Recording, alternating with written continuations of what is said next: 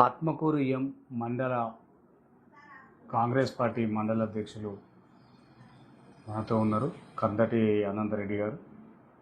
ఇప్పుడు మండలంలో 6 గ్యారంటీలు కానీ 99 రోజుల ప్రణాళిక కానీ కాంగ్రెస్ ప్రభుత్వం అధికారంలోకి వచ్చిన తర్వాత ఈ మండల డెవలప్మెంట్ ఏ విధంగా ఉందో వారిని అడిగి తెలుసుకునే ప్రయత్నం చేద్దాం. నమస్తే అండి మండల నాయకులు.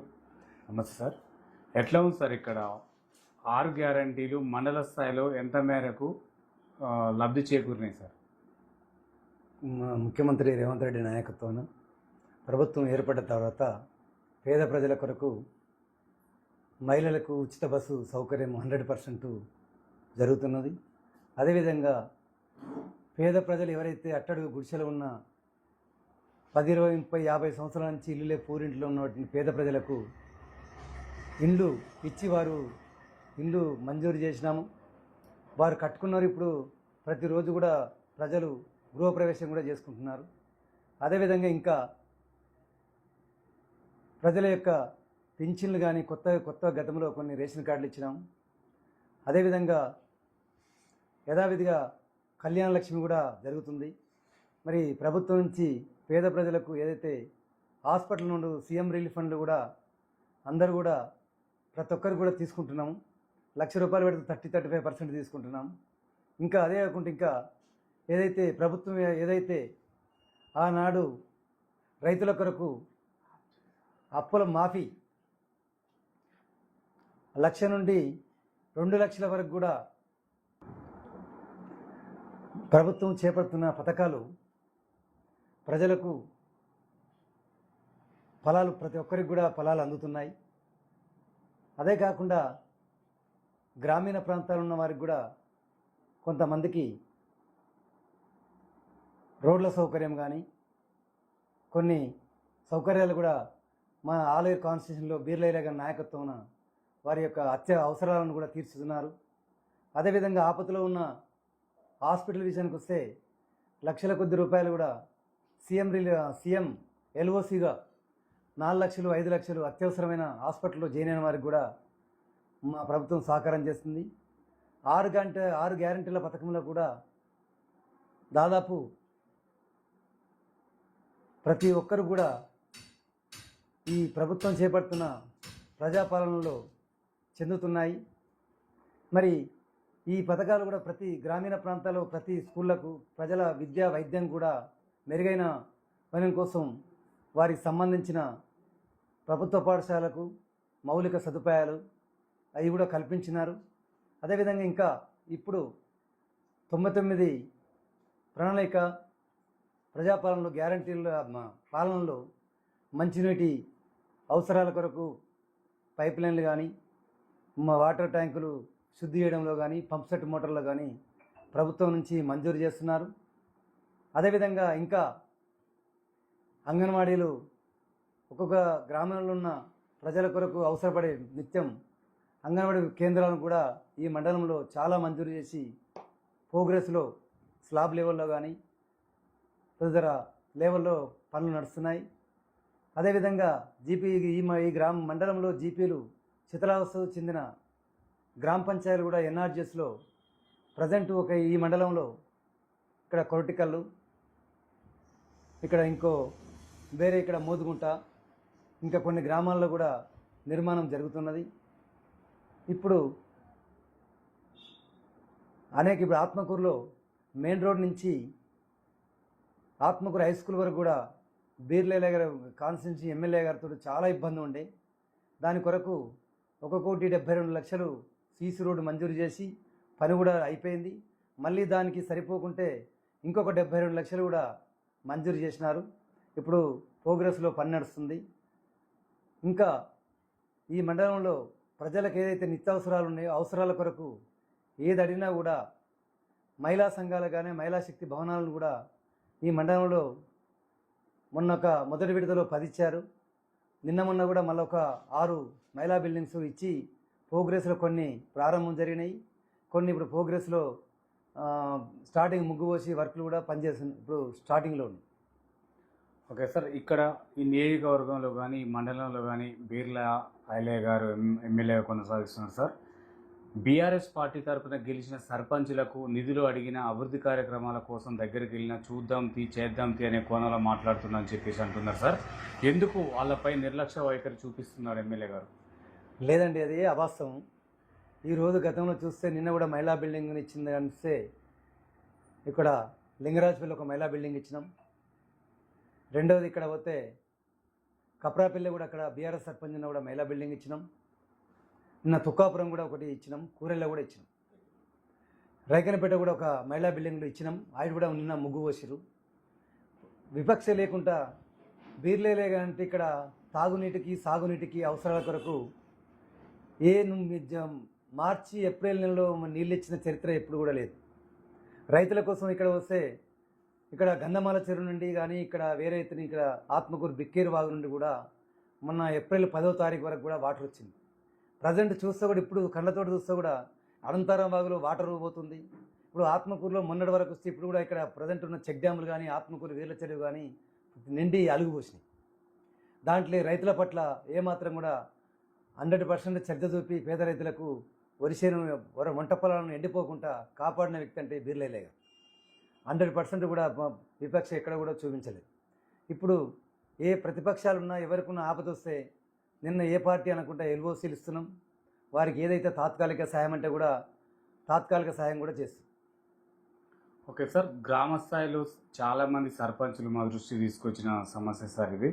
ఎక్కడైనా ఐకేపీ సెంటర్లలో చాలా ఇబ్బందులు పడుతున్నారు రైతులు. మేము పోయి మిల్లర్లతో మేము మాట్లాడిన వాళ్ళు రెస్పాండ్ కావట్లేరు అని చెప్పేసి అంటున్నారు సార్. ఎందుకు లోపం జరుగుతుంది? ఎక్కడ ఈ సమస్య పరిష్కారం దొరుకుతుంది అంటారు సార్? ఇది ఈసారి వాస్తవంగా మొన్న మనం మేము మార్చి ఏప్రిల్ గత బీఆర్ఎఫ్ ప్రభుత్వం కంటే ఒక 15 రోజుల ముందు కాంగ్రెస్ పార్టీలు వచ్చిన తర్వాత ఐకేపీ సెంటర్ కానీ పిఎస్సి సహకార బ్యాంక్ నుండి కూడా కానీ ప్రతి ఆమ్లెట్ కూడా ఒక ఐకేపీ సెంటర్ అన్నా లేకపోతే బ్యాంకు నుండి ఒక మార్కెట్ ఏర్పాటు చేసినాం. ఒకే దగ్గర వస్తే లారీల సమస్య వస్తాయని. కానీ పరిస్థితి ఏంటంటే గత సంవత్సరం కంటే ఈ సంవత్సరం పంట కూడా పెరిగింది. గతంలో వర్షాలు వచ్చి రైతులు కొంతమంది ఒక 25% 30% వరకు అమ్మకాలు జరిగినాయి. కానీ ఈ సంవత్సరం మాత్రం పంటలు కూడా ఎవరికి కూడా ఒక్క రైతు కూడా వరిసేను ఎండిపోకుండా పండించినారు. రైతులు కూడా ప్రైవేటు పరంగా కొనుగోలు చేసిన వారికి ప్రభుత్వానికి 400 నుంచి 600 రూపాయల పరాకం ధర తక్కువ ఉన్నందున ప్రతి రైతు కూడా మార్కెట్లో పోసే వడ్లు అమ్ముకోవడానికి అందరూ ప్రయత్నం చేస్తున్నారు. దానికోసం మేము కూడా వాస్తవ ఎమ్మెల్యే గారు ఆర్డీఓ గారు కూడా లారీలను ఏంటంటే ఉన్న రైస్ మిల్లులో కొంత స్టాక్ ఉండడం వల్ల లారీలు కూడా వస్తున్నాయి. లారీ స్టాక్ ఉంటే తడిసిన ధాన్యమైన ఏ ధాన్యం కూడా ఎమ్మెల్యే గారు మీకు దృష్టికి తీసుకపోతే కలెక్టర్ గారికి ఫోన్ చేసి ప్రతి సెంటర్లో వీళ్ళంతా చెప్పి ఒక రోజు రాకపోయినా లేబర్ సమస్య కొంచెం స్టార్టింగ్లో వచ్చింది. లేబర్ ప్రతి లారీల దగ్గర మన రైస్ మిల్ల దగ్గర పోతే ఒక లారీ పోయిన లారీ 4 రోజులు 5 రోజులు ఉండే వరకే ఈ మార్కెట్లకు లారీ రావడానికి కొంచెం 3-4 రోజులు ఆలస్యమైంది వాస్తవం. కానీ లేబర్ వచ్చిన తర్వాత రైస్ మిల్లలు లేబర్ వచ్చిన తర్వాత 24 అవర్స్లో ఖాళీ అవుతున్నాయి. ఇంకోటి ప్రైవేట్ పరంగా కూడా లారీలు కూడా ఆర్డీఓ గారు వచ్చి ఇక్కడ ఎమ్మెల్యే గారి దృష్టి కలెక్టర్ చెప్పి దాదాపు 70% ఇప్పటికీ వెళ్ళిపోయింది. ఒక 25% ఉంది. దాన్ని కూడా మా ఎమ్మెల్యే గారు కూడా మొన్న కూడా మాట్లాడారు. 25% 5-6 తారీఖు కాకుండా 10 తారీఖు తడిసిన ధాన్యం కానీ ఇప్పుడు ఉన్న మిగిలిన ధాన్యం కూడా ప్రతి గింజ కూడా ప్రభుత్వమే కొనడానికి పూర్తి అవుతుందని ఎమ్మెల్యే గారు కూడా నిన్న మొన్న కూడా కలెక్టర్తో మాట్లాడడం జరిగింది. సంబంధిత ఎంఆర్ఓలు కానీ ఆర్డీఓ ఇక్కడ సంబంధిత అన్ని కూడా మాట్లాడి పరిష్కారం చేస్తున్నారు. సార్, చాలా చోట్ల ఇందిరమ్మ ఇండ్లు అనర్హులకు ఎక్కువ వచ్చినాయి, అర్హులకు రాలేవని చెప్పేసి అంటున్నారు సార్. అది కూడా మా దృష్టికి వచ్చింది ఈ మండల స్థాయిలో.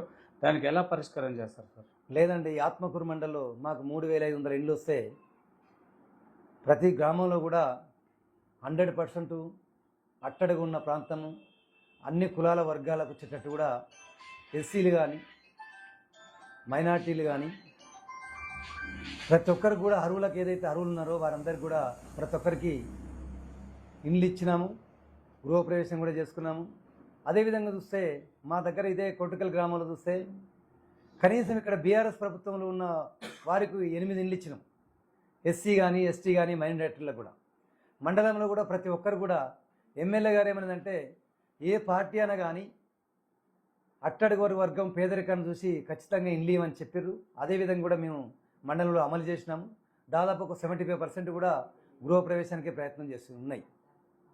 సార్, గ్రామాలలో చాలా వరకు ప్రజలు ఏరికోరి ఎన్నుకొని గెలిపించుకున్న సర్పంచులు ఎన్నికలకు ముందు కాళ్ళు మొక్కి ఏళ్ళు మొక్కి గెలిచి తర్వాత పోయి ఎక్కడో సిటీలలో బతుకుతున్నారు సార్. గ్రామ సభలు తప్ప వేరే రోజు రావట్లేదు అని చెప్పేసి అంటున్నారు. మేము కూడా చాలా చూసినాం సార్ అట్లాంటివి. వాటికి పరిష్కారం ఏంటి? ఎమ్మెల్యే గారు దీనిపైన ఎలాంటి చర్య తీసుకోబోతున్నారు సార్? హైదరాబాద్ నుండి ఆ గ్రామాలలో గెలిచిన సర్పంచులు అందరికీ కూడా ఎమ్మెల్యే గారు గ్రామ సమస్యలు అంటే అదే ప్రధానమైన విషయం తాగునీటి కావచ్చు, రోడ్ల పరిశుభ్రత కావచ్చు, విద్యా వైద్యం మీద ఆల్టర్నేటివ్ చేయడం జరిగింది. హైదరాబాద్లో ఉన్న ప్రజల అవసరాల కోసం నువ్వు ఒక సర్పంచ్ అయినా ప్రభుత్వం ఏదైనా నువ్వు ఎంపీటీసీ అయినా గెలిచినా కూడా ప్రజలకు న్యాయం చేయవలసిందిగా అని చెప్పి అందరు కూడా ఆల్టర్నేటివ్ చేయడం జరిగింది. సమస్యలను కూడా పరిష్కరిస్తున్నాం. సార్, ఈ 6 గ్యారెంటీలో ఒకటైనా ఉచిత బస్సు చాలా చోట్ల చాలా గ్రామాలకు వెళ్ళట్లేదు, మహిళలు వినియోగించుకుంటలేరు అంటున్నారు సార్. రోడ్డు మార్గాలు బాగాలేక ఈ రోడ్లు నిర్మాణం కోసం మంత్రి గారి దృష్టికి ఏమన్నా తీసుకెళ్లారా? బస్సు ఈ గ్రామాలలో కూడా ఇక్కడ చూస్తే మండలి కోట ఇక్కడ చూస్తే గ్రామాలు ఇక్కడ ఈ మా కొరటికల్లో చూసుకుంటే ఏమైందంటే ఆత్మకూరుకు 4 కిలోమీటర్ల దూరం ఉంది, ఇక్కడ పల్లెపాడుకు 4 కిలోమీటర్ల దూరంలో బస్సులు నడుస్తున్నాయి. 100% కొద్ది రోజులు నడిపించిన తర్వాత కూడా వస్తే 2 టికెట్లు కూడా ఎక్కటోళ్ళు చాలా తగ్గారు. కాకుంటే బస్సు నడిచేది ఎప్పుడు నడుస్తుందంటే కాలేజీ పిల్లల కొరకు వారి విద్యార్థుల కోసం కూడా 100% మొన్నటి వరకు కూడా బస్సులు నడిచినాయి. మళ్ళీ కొన్ని ఏమైందంటే గత ప్రభుత్వం 10 సంవత్సరాల నుంచి ఏ రోడ్డు కూడా మెయింటైన్ చేయలేదు. ఏ రోడ్లో కూడా చాలా ఇబ్బందిగా ఉన్నది. దాని తర్వాత వచ్చిన కూడా ఎమ్మెల్యే బీర్లేలే గారు గెలిచిన తర్వాత వారి చెరవతోటి రోడ్ల మెయింటెనెన్స్ కోసం కొన్ని మెయింటెనెన్స్ కూడా పెట్టిండు. మెయింటెనెన్స్ పెట్టి కూడా అది కూడా పని జరుగుతుంది. మాకు కూడా ఇప్పుడు ఆత్మకూరు నుంచి పల్లపాడు వరకు డాంబర్ రోడ్ మెయింటెనెన్స్ కింద గత 10 ఏళ్ళ నుంచి ఎప్పుడో రూపాయి పెట్టకుండా కూడా మన 2,40,000 పెట్టిండు. కాంట్రాక్టర్ కూడా పెట్టిండు. కాంట్రాక్టర్ కూడా ముందుకు వచ్చినందుకు దాన్ని కూడా పనిచేస్తుండు. ఎవరు చెప్పినా కూడా ఎమ్మెల్యే గారు చదువుతుంది. మాకైతే 100% దాదాపు గెలిచిన తర్వాత నుంచి కనీసం ఈ మండలానికి 7-8 కోట్ల వరకు కూడా పెట్టి ప్రజెంట్ ప్రతి గ్రామానికి సీసీ రోడ్లు కానీ, అంగన్వాడీ బిల్డింగ్లు కానీ, రెండవ విషయానికి వస్తే మహిళా బిల్డింగ్లు కానీ, సంబంధించిన బీసీ కమిటీలు కానీ చాలా వరకు కూడా పెట్టినాం. ప్రజెంట్ ఎక్కడ చూసినా కూడా ఏ గ్రామాలు చూసినా కూడా నీకు ఏదో ఒక కమిటీలు కనిపిస్తుంది, ఏదో కమిటీ ప్రోగ్రెస్లో పని నడుస్తుంది. సార్, రాష్ట్రంలో గెలిచిన సర్పంచులకు చాలామంది అభివృద్ధి విషయం వెలెత్తినప్పుడు మాకు రాష్ట్ర ప్రభుత్వం నిధులు ఇవ్వలేదు, మేము అభివృద్ధి చేయలేకపోతున్నాం అని చెప్పేసి అంటున్నారు సార్. కేంద్ర నిధులతో అభివృద్ధి జరుగుతుంది అంటున్నారు. ఎందుకు, ఎక్కడ లోపం జరుగుతుందంటారు? కొన్ని రాష్ట్ర కేంద్ర ప్రభుత్వాల మధ్యన సమన్వయం అంటే ఎన్ఆర్జీఎస్ అనేది కేంద్ర ప్రభుత్వం డబ్బులు, రాష్ట్రం కొంత వాటా ఉంది, స్టేట్ వాటా ఉంది. రాష్ట్రంలో కూడా గత ప్రభుత్వం అనేకమైన రాష్ట్రాన్ని అప్పులపాలు చేసి పరిస్థితులు వస్తే కనీసం ఉద్యోగస్తులు కూడా జీతం ఇవ్వలేని పరిస్థితిలో ఉండే రాష్ట్రం తెలంగాణ. అలాంటి రాష్ట్రాన్ని కూడా అంచెలంచెలుగా ప్రతి నెల ఉద్యోగస్తునికి 1వ తేదీన జీతం ఉద్యోగస్తులందరికీ కూడా జీతభత్యాలు ఇస్తుంది. నిన్న మొన్న పిఆర్సీ కూడా కొన్ని ఉద్యోగస్తులకు ఇచ్చింది. కనీసం కొంత పబ్లిక్ సర్వీస్ నుంచి చాలామందికి కనీసం ఉద్యోగాలు కొత్త రిక్రూట్మెంట్ కూడా జరిగింది. గ్రూప్ 2 కావచ్చు, సరే సంబంధించిన గ్రూప్ 1 వేరే గ్రూప్ 4 కూడా కొంతమంది తమ్మింది. ఇప్పటి వరకు కూడా మొన్నటి వరకు కూడా బీఆర్ఎస్ ప్రభుత్వంలో ఒక్క డిప్యుటేషన్ మీద నడిచిన ఉద్యోగస్తులు తప్ప ట్రాన్స్ఫర్లు కానీ ఏది కూడా చేయలేకపోయింది.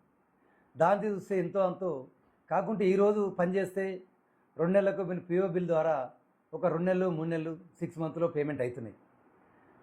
ఇప్పుడు ఎందుకంటే పరిస్థితి రాష్ట్రంలో అనేక ఇప్పుడు వారికి ఇచ్చిన వడ్డీ కట్టలేక ప్రజల యొక్క అనే పథకాలు కూడా కొన్ని నడిపించడం జరుగుతుంది. కాబట్టి సమస్యతోటి 2-3 నెలలు 6 నెలల్లో కంప్లీట్ అవుతుంది, పేమెంట్ అవుతుంది. ఓకే సార్, ఈ మండలంలో ఉన్న నిరుద్యోగ యువత జాబ్ మేళాల ద్వారా ఏదైనా ఉపాధి కల్పించాలని చెప్పేసి ఎమ్మెల్యే గారు కోరుతున్నారు సార్. మరి ఎమ్మెల్యే గారు ఏమన్నా జాబ్ మేళాల ద్వారా పలు కంపెనీలలో ఉద్యోగాల కల్పన ఏమన్నా ఏర్పాటు చేస్తున్నాడా? ఇక్కడ ఈ మండలంలో ఈ ఆలేరు కాన్స్టిట్యూషన్లో మా మండలం నుండి ఎవరైనా పలానా దగ్గర ఉద్యోగం పెట్టుకుంటా అంటే స్టాఫ్ నర్స్ కావచ్చు, జిఎన్ఎం కావచ్చు, ఏఎన్ఎం కావచ్చు, సంబంధించిన ఆర్టీసీలు కావచ్చు, ప్రైవేటీకరణ ఎక్కడ కాంట్రాక్ట్ పద్ధతిలో ఉన్నటువంటి ఉద్యోగులను ఖచ్చితంగా మా ఊరు నుండే ఇక్కడ మన ఎంబీబీఎస్ మన సంబంధించిన మెడికల్ కాలేజీలో ఇద్దరికి ఉద్యోగాలు ఇప్పించింది. ఇక్కడ కొమ్మరకుంట్ల సునీత అమ్మాయికి, గుట్ట మీద ఒక ముగ్గురికి కాంట్రాక్ట్ పనిచేయడానికి కూడా ఇప్పించిండు. ఇంకా చాలామందికి కూడా ఎవరైతే అడిగిన వారికి కూడా కొంతమందికి నిరుద్యోగులకు మేలు చేసిన వాస్తవం. సార్, ఇక్కడున్న కొంతమంది ప్రతిపక్షాలు మహిళలపై చాలా చోట్ల అఘాయిత్యాలు జరుగుతున్నాయి. గతంలో ఇది లేకుండే. హోంశాఖ కూడా ముఖ్యమంత్రి దగ్గర ఉన్నప్పటికీ కూడా ఇట్లా జరగటం చాలా బాధాకరం అని చెప్పేసి అంటున్నారు. సార్, నిజంగా ఈ మహిళలకు రక్షణ కలుగుతుందంటారా ఈ రాష్ట్రంలో? ఈ రాష్ట్రంలో ఇక్కడ మాకు దగ్గర వస్తే మా మండలమే కానీ మన ఆలయ కాన్స్టిట్యూన్సీతో ఇక్కడ అటువంటి అగత్యాలు అయితే జరగలేదు. జరిగిన వారికి కూడా ఏదైనా ఎమ్మెల్యే గారి దృష్టికి పోతే పోలీస్ డిపార్ట్మెంట్ తగిన పనిష్మెంట్ ఇవ్వమని చెప్తుంది తప్ప ఆ సమస్య కూడా చెప్తలేడు. ఏ ఉద్యోగస్తుడైనా తప్పు చేసినామని కూడా తప్పు చేసినోనికి నిరాకరించి సస్పెండ్ చేయాలనో వేరే చేస్తారు తప్ప వానికి మంచోడని వాడిని ప్రోత్సహించే విధంగా ఈ ఆలేరు ప్రభుత్వ ఎమ్మెల్యే గారు కూడా చెప్పడం లేదు. సరైన పనిష్మెంట్ ఇవ్వని చెప్తుంది. సార్, ఇక్కడున్న ఆలేరు నియోజకవర్గంలో ఉన్న ప్రజలు కొంతమంది అభిమానులు కానీ బీర్లా ఎలయ్య గారికి మంత్రి పదవి కావాలని కోరుకుంటున్నారట. సార్, మంత్రి పదవి ఇస్తే ఆలేరు ఇంకా డెవలప్ అవుతుందంటారా? ఇప్పటికీ ఆలేరు ఎమ్మెల్యేగా ఉండి ప్రభుత్వ వైపు ఉండి ముఖ్యమంత్రి రేవంత్ రెడ్డి చనువుగా ఉండి వాస్తవానికి గతంలో కూడా గత సంవత్సరమే ఇక్కడ గంధమాల ప్రాజెక్టు 700 కోట్లు తెచ్చిండు. వేరే ఇంకా ఎంబీబీఎస్ మన మెడికల్ కాలేజీలు ఉన్నాయి, కొన్ని ఇంటిగ్రేటెడ్ స్కూళ్ళు ఉన్నాయి, గుట్ట ఉంది. సంబంధించింది మొన్న కూడా కనీసం 100 కోట్ల అభివృద్ధి కోసం గుట్టలు కూడా మొన్న వేద పండితులు కూడా మొన్న శంకుస్థాపన చేయడం జరిగింది. ఇంకా కొన్ని రోడ్లు కూడా డెవలప్ చేయడానికి మంత్రి అయితే ఇప్పుడు చేస్తున్నటువంటి 50%కు ఇంకొక 90% వరకు లాభం చేకూరుస్తారని అందరికి కూడా నమ్మకం ఉంది. నమ్మకంతో అభిమానులు కానీ మన సంబంధించిన నాయకులు సర్పంచ్ అందరూ కూడా మంత్రి పదవి కావాలని కోరుతున్నారు. సార్, గత ప్రభుత్వంలో ఉన్న నాయకులు కానీ ఎమ్మెల్యేలు కానీ నియోజకవర్గాలలో గ్రామ స్థాయిలో రైతు వేదికలు, శ్మశాన వాటికలు, సీసీ రోడ్లు, డ్రైనేజీ మొత్తం మేమే అభివృద్ధి చేశాం, ఇప్పుడున్న అధికారంలో ఉన్న నాయకులు ఏం చేయట్లేరని అంటున్నారు. నిజంగా ఎంత మేరకు అభివృద్ధి చెందిందంటారు సార్ గత పాలకుల ద్వారా? గత పాలకులు కూడా శ్మశాన వాటికలు, రైతు వేదికలు చేశారు. రైతు వేదిక అనేది 25 లక్షలు దాన్ని పెడితే పర్మనెంట్ సోర్స్ కాదు. అది తాత్కాలిక మన ఇంటి ముంగడ పందిరేసుకున్నట్టే గాలి దుబారం వస్తే లేచిపోయే పరిస్థితి. ఇంకోటి శ్మశాన వాటికలు చేస్తే కూడా ఇప్పటికీ శ్మశాన వాటికలు కూడా పేమెంట్ కానీ సర్పంచులు ఇప్పటికి ప్రజెంట్ ఉన్నారు. బీఆర్ఎస్ ప్రభుత్వంలో డబ్బులు రాకుండానే కాంగ్రెస్ ప్రభుత్వం వచ్చిన తర్వాతనే 500 కోట్లు 250 కోట్లు వాళ్ళ పాత బకాయిలన్నీ చెల్లించింది కాంగ్రెస్ ప్రభుత్వమే. సార్, రాష్ట్రంలో ఎంపీటీసీ జెడ్పీటీసీ ఎన్నికలు ఎందుకు పోస్ట్ పోన్ చేస్తున్నారని కొంతమంది ప్రజలు అడుగుతున్నారు. సార్, వాళ్ళకి మీరు ఏం చెప్తారు?